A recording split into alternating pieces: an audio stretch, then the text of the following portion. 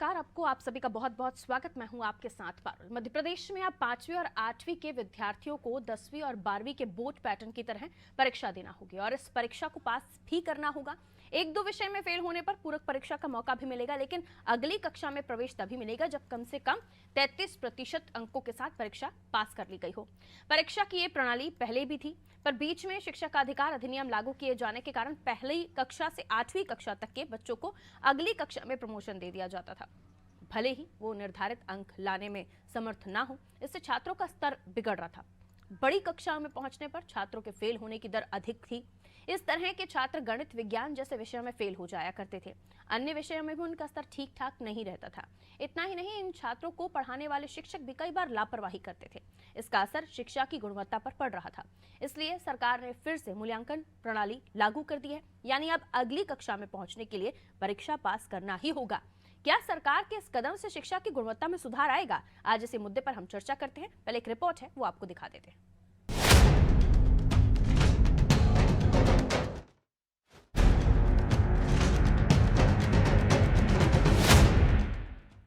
मध्य प्रदेश के सरकारी और निजी स्कूलों में अब 5वीं और 8वीं बोर्ड में डिटेंशन पॉलिसी लागू होगी, यानी परीक्षा पास किए बिना अगली कक्षा में प्रवेश नहीं मिलेगा। इस संबंध में राज्य शिक्षा केंद्र ने दिशा निर्देश जारी कर दिए हैं। ऐसे में अब 5वीं और 8वीं के छात्रों को 33% अंक लाना जरूरी होगा। पासिंग मार्क्स प्राप्त नहीं करने वाले विद्यार्थियों को पूरक परीक्षा के रूप में एक और मौका मिलेगा। छात्रों को हर विषय की लिखित परीक्षा में 60 अंक का 33% यानी 20 अंक लाना जरूरी होगा। मुख्य परीक्षा में फेल होने पर पूरक परीक्षा में पास होना जरूरी है। अभी तक शिक्षा के अधिकार अधिनियम के तहत पहली से 8वीं तक विद्यार्थियों को फेल नहीं किया जा रहा था। परीक्षा में फेल होने के बावजूद भी अगली कक्षा में एडमिशन दे दिया जाता था। हालांकि अब ऐसा नहीं होगा। सरकार ने ये कदम शिक्षा की गुणवत्ता में सुधार के लिए उठाया है। इतना ही नहीं, पहली बार राज्य शिक्षा केंद्र ने 5वीं व 8वीं बोर्ड परीक्षा की जिम्मेदारी कलेक्टर की अध्यक्षता में जिला स्तरीय समिति को दी है। परीक्षा के संचालन के लिए कलेक्टर की अध्यक्षता में 10 सदस्यीय समिति बनाई जाएगी। समिति में सचिव जिला शिक्षा अधिकारी व सदस्य सचिव जिला परियोजना समन्वयक होंगे। समिति परीक्षा केंद्रों के निर्धारण से लेकर शिक्षकों के ड्यूटी, प्रश्न पत्र वितरण आदि कार्य करेगी। एक जन शिक्षा केंद्र पर 3 से ज्यादा परीक्षा केंद्र नहीं बनाए जाएंगे। 3 से ज्यादा परीक्षा केंद्र बनाने के लिए कलेक्टर से अनुमति लेनी होगी। यानी अब बच्चों को परीक्षा का सामना करना ही होगा और इससे उनकी बुनियाद मजबूत होगी।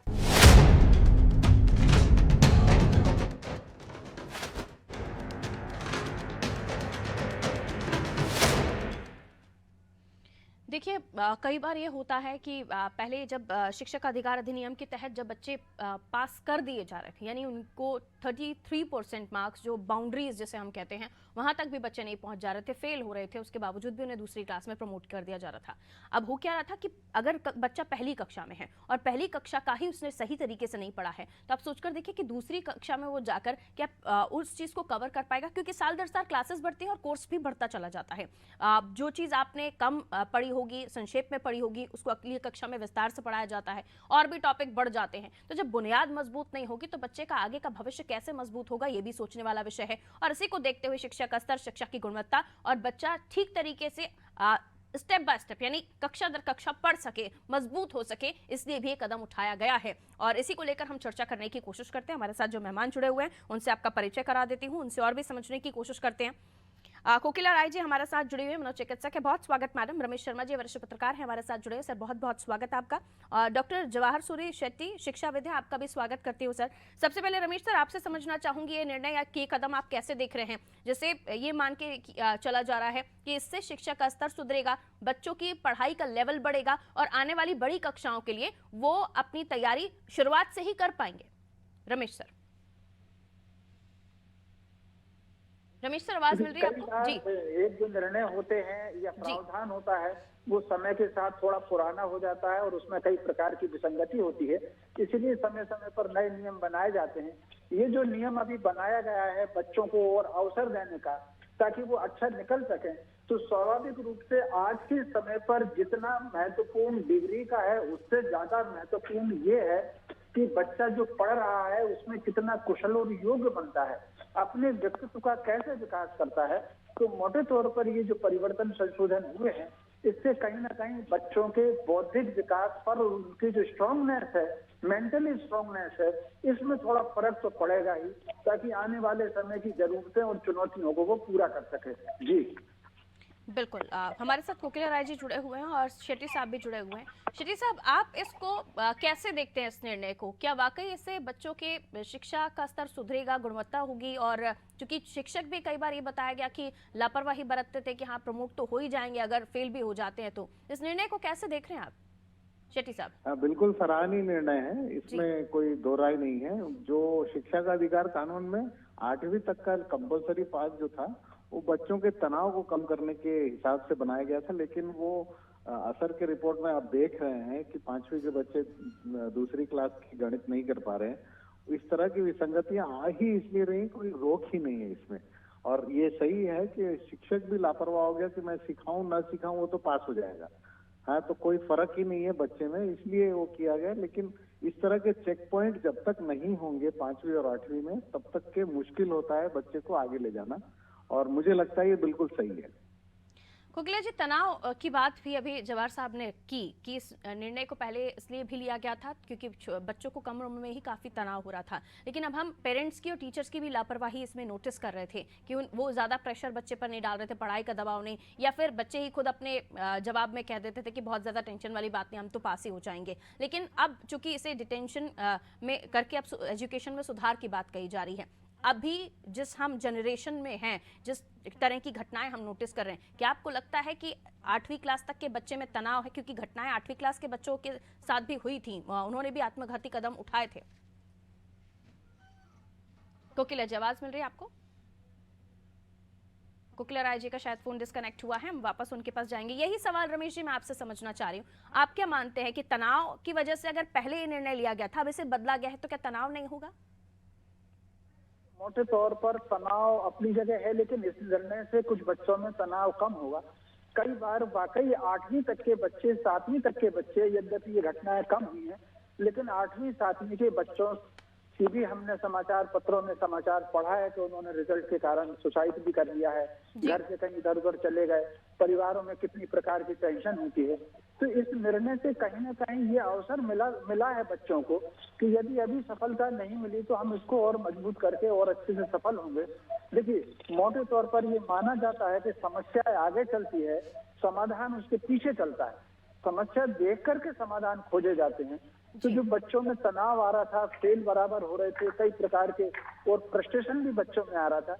कई बार तनाव में ये आवश्यक नहीं होता कि छोटे बच्चे जो हैं वो सोसाइटी कर लें, उनमें कई प्रकार के फ्रस्ट्रेशन होते हैं, घर में उत्पात करते हैं, बहुत सारी उनकी नकारात्मक एक्टिविटी चली जाती है, ड्रग्स की दुनिया में बच्चे चले जाते हैं।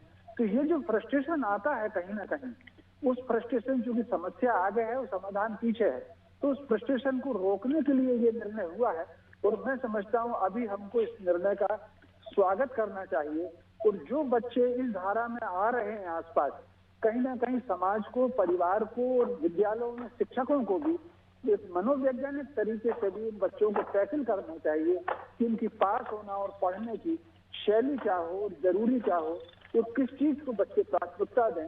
कोर्स की किताब के अलावा भी इस तरह की चीजों पर ध्यान देना आवश्यक होगा। जी बिल्कुल। कोकिला जी, आवाज मिल रही है मैम आपको? जी कोकिला जी, आवाज मिल रही है आपको? जी, हाँ जी, कोकिला जी, मेरा सवाल यही है कि अगर तनाव आता है, क्योंकि आप चेंज किया है इस चीज को, 33% मार्क्स लाना जरूरी ही होगा, तभी आप नेक्स्ट क्लास में प्रमोट हो सकते हैं। 1-2 क्लास की सप्ली आती है तो ठीक है, वो तो पहले से भी प्रोसेस था, लेकिन अगर इस वक्त पे स्ट्रेस लेवल बढ़ता है और उसको लेकर आप क्या एडवाइस करना चाहेंगे? क्योंकि हमने बड़ों से सुना है कि कितना भी बच्चे के ऊपर स्ट्रेस हो, कितनी भी परेशानी से वो जूझ रहा हो, अगर पेरेंट्स का डिस्कशन होता है, पेरेंट्स का दुलार होता है, उनकी समझाइश होती है, तो कई बार इन चीजों को पार किया जा सकता है। लेकिन इस दौर में हम देख रहे हैं पेरेंट्स वर्किंग है, या फिर आप ग्रामीण अंचलों में चले जाइए, वहां माता पिता काम कर रहे हैं, तो फिर कैसे इसको लेकर आप एडवाइस करेंगे, कैसे मुमकिन होगा? मैं ये कहूंगी कि ये करना एक्चुअली सही है, क्योंकि अगर बच्चे ये निश्चिंत हो जाते हैं कि हमें तो प्रमोट किया ही जाएगा, तो उनके अंदर एक चलता है, एटीट्यूड आ जाता है।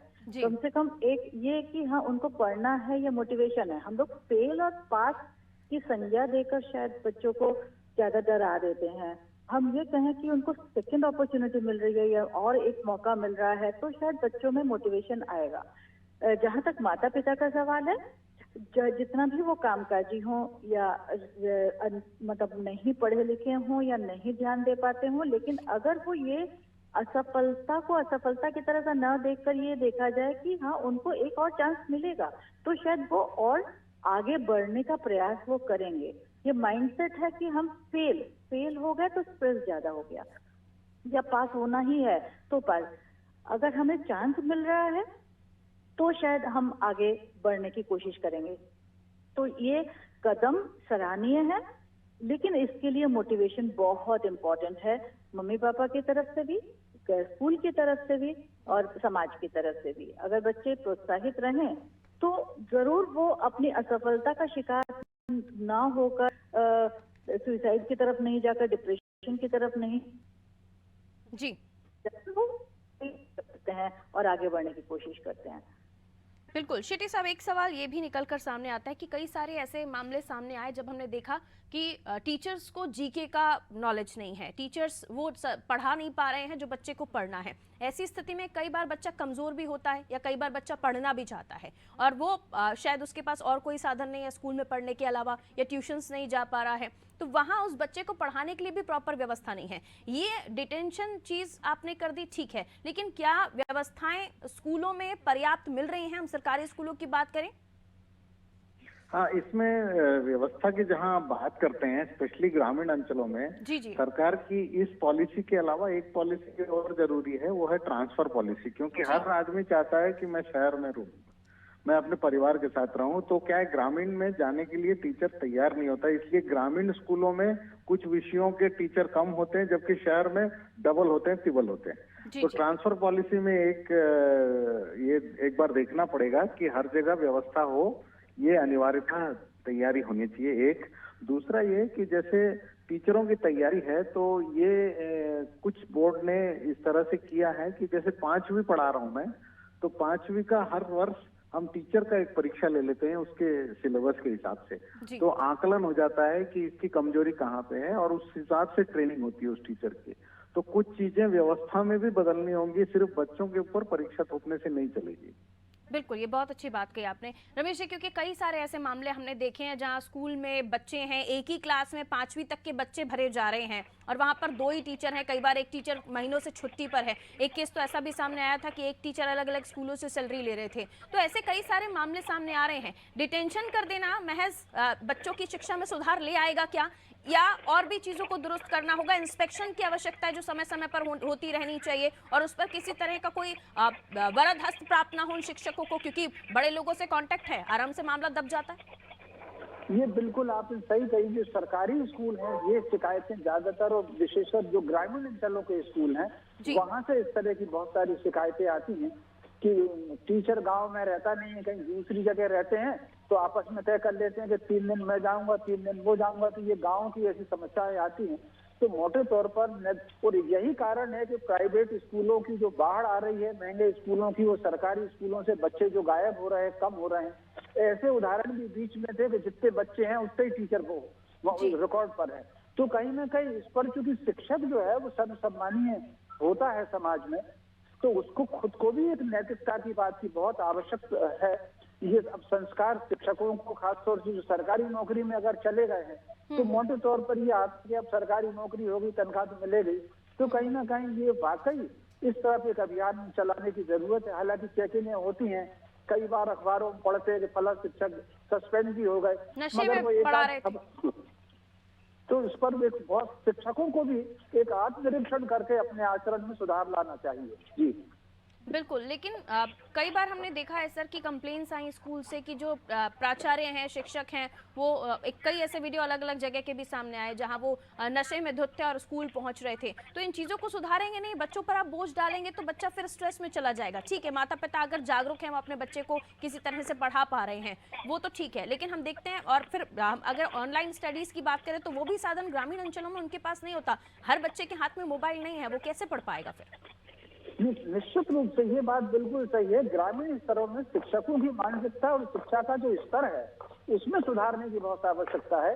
ये शिकायतें भी कई ग्रामीण अंचलों से मिली है कि स्कूल प्रॉपर लग नहीं रहे हैं, लेकिन रिजल्ट ठीक आ रहा है, क्योंकि वो खुद आगे बढ़ करके नकल वकल की और जो दूसरी व्यवस्थाएं होती है ताकि बच्चे पास और हमारा पीछा छूटे।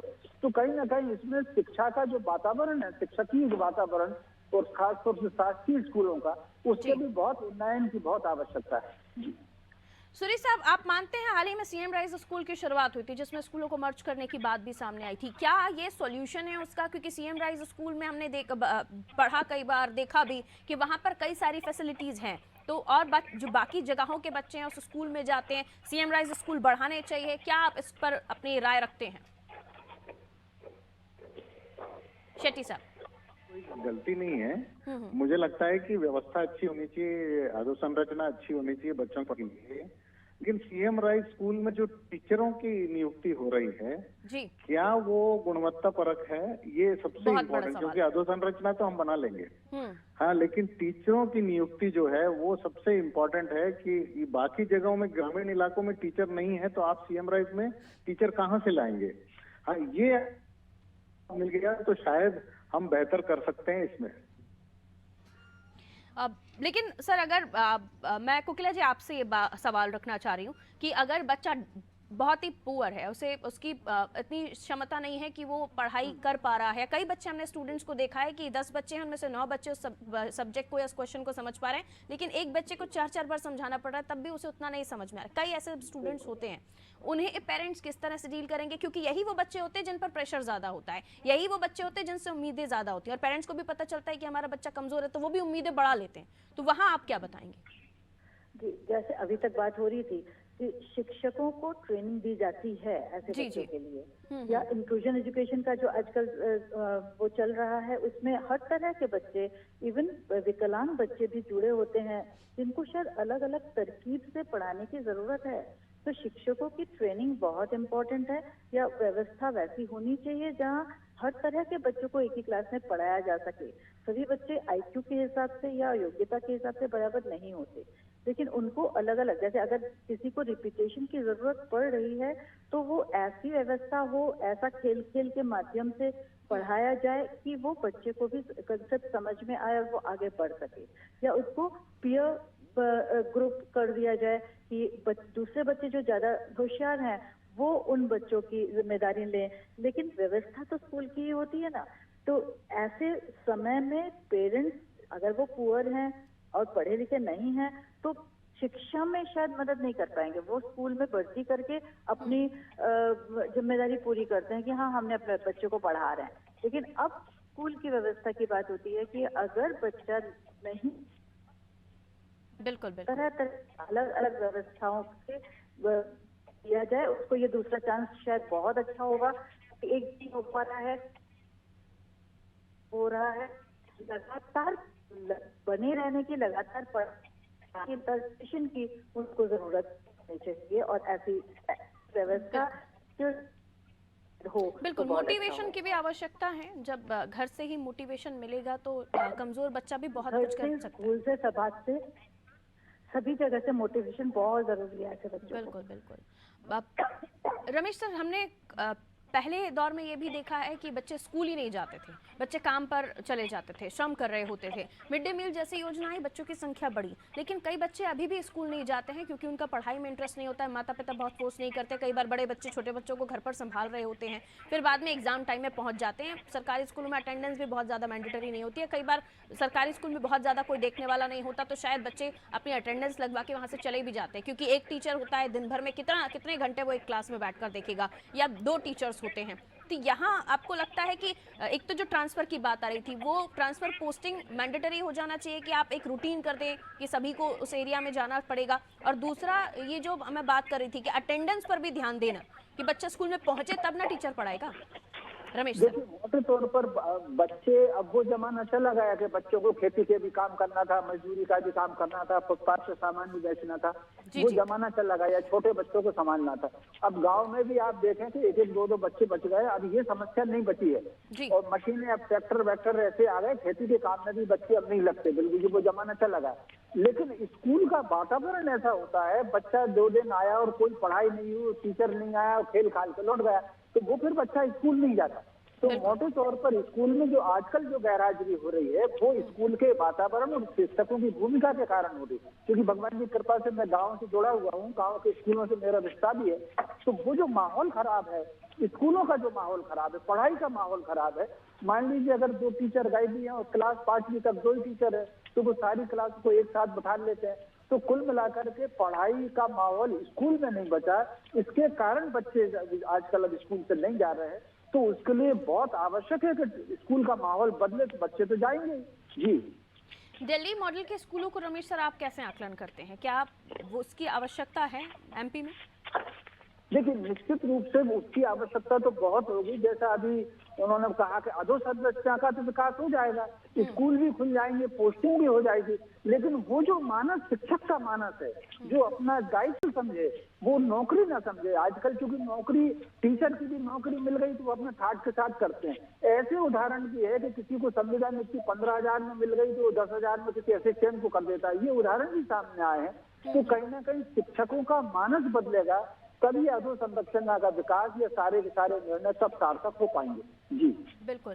शेट्टी साहब, ये चर्चा हम इसलिए कर रहे हैं ताकि कम से कम आवाज ऊपर तक पहुंचे और कुछ इसमें हल हो या बदलाव किए जाएं। लेकिन अगर क्योंकि अब एग्जाम्स का टाइम भी पास ही है, बहुत ज्यादा समय नहीं है जब बच्चे इन चीजों में बदलाव करके कुछ या बदलाव एकदम से हो जाएगा। तो अभी क्योंकि आप शिक्षाविद हैं, अभी आप क्या, जो पेरेंट्स हैं, जो बच्चे हैं वो आपको सुन रहे हैं, उन्हें आप किस तरह से परिवर्तन या फिर किस तरह की स्टडी की सलाह देंगे?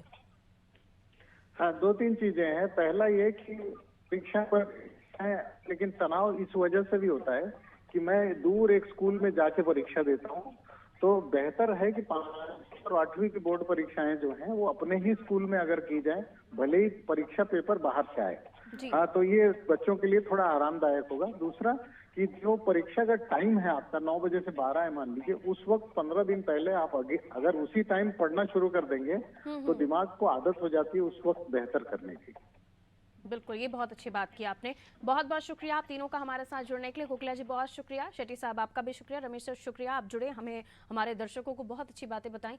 देखिए, डिटेंशन से सुधरेगी एजुकेशन, क्या इसमें क्या लगाना इसलिए ज़रूरी है क्योंकि क्या महज डिटेंशन ही गुणवत्ता शिक्षा की सुधार सकता है? क्या वाकई जो स्कूल्स में माहौल है, खासतौर पर सरकारी स्कूलों में, वो शिक्षा की गुणवत्ता को सुधारने वाला है? टीचर्स क्या उतने वेल एजुकेटेड हैं जो बच्चों को पढ़ा सके? बच्चे एग्जाम्स देंगे लेकिन उनकी तैयारी स्कूलों में उतनी हो रही है क्या? इसीलिए शायद बहुत सारे सवाल उठकर सामने आ रहे हैं। ये चर्चा इसलिए भी जरूरी हो जाती है कि इन न केवल डिटेंशन करके बदलाव किया जाए, बल्कि स्कूल में जो शिक्षक पढ़ा रहे हैं उन्हें भी देखा जाए, उन्हें भी ट्रेन किया जाए कि क्या वो काबिल हैं उस सब्जेक्ट को पढ़ाने के लिए, उस क्लास को पढ़ाने के लिए। इसी के साथ क्योंकि बच्चों में किसी तरह का मानसिक तनाव ना हो, किसी तरह का स्ट्रेस ना हो, इसलिए जरूरी है कि परिवार वाले, आसपास के लोग भी उन बच्चों को मोटिवेट करें। देखिए, एक बार का अगर फेलियर होता है तो जिंदगी भर का वो फेलियर नहीं कहलाता है। इसलिए जरूरी है कि असफलता ठीक है लेकिन सफल कभी नहीं हो पाएंगे, ये तो कहीं नहीं लिखा। इसलिए जो भी बच्चे हैं उनको मोटिवेट कीजिए, पढ़ने के लिए आगे बढ़ाइए। अगर आपके आसपास कहीं बच्चे हैं और वो आपसे सलाह लेते हैं, आप पढ़े लिखे हैं,